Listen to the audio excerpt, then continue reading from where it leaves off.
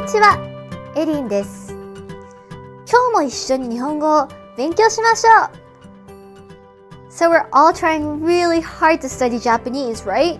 But sometimes when you're actually trying to put it into practice, everything you learned previously just completely escapes you. You might not be able to catch the Japanese you're hearing and just get really confused. It's okay. There's nothing wrong with that. It's a learning process. So today we're going to learn how to tell someone in Japanese to slow down, to repeat what they just said, to get you out of difficult situations like these. If someone's speaking a little bit too fast and you want him or her to slow down just a little bit, you could say, もう少しゆっくり話してください。もう少し means just a little bit more. ゆっくり means slowly. And 話してください means please speak.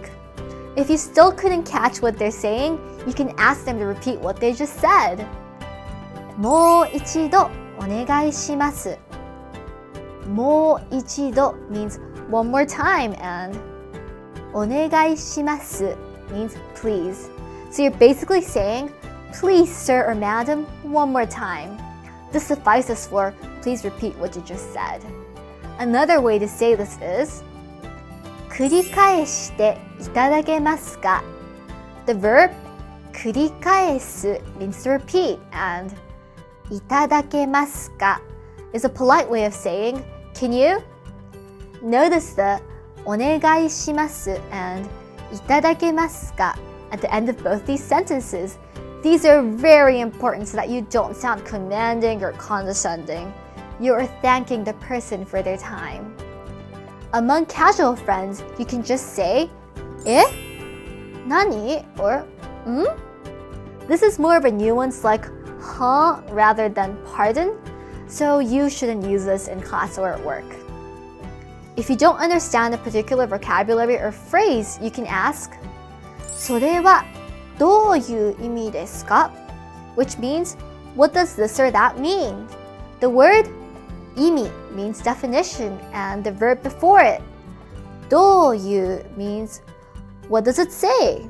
So combining them literally means something along the lines of, what is the definition of this and that? If you kind of basically understand what the person's saying, but you can't pinpoint some of the technical or difficult vocabulary, you can ask them to repeat in easier terms.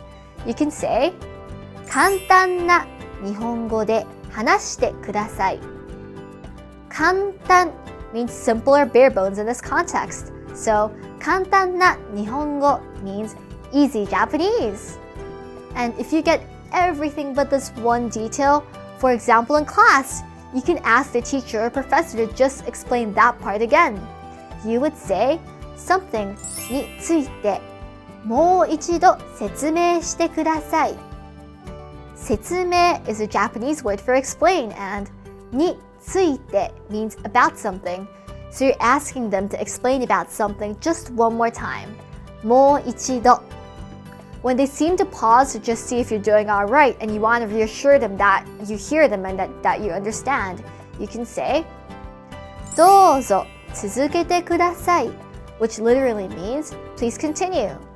And even after all that you still don't understand, you can say, わかりません, which means, I don't understand.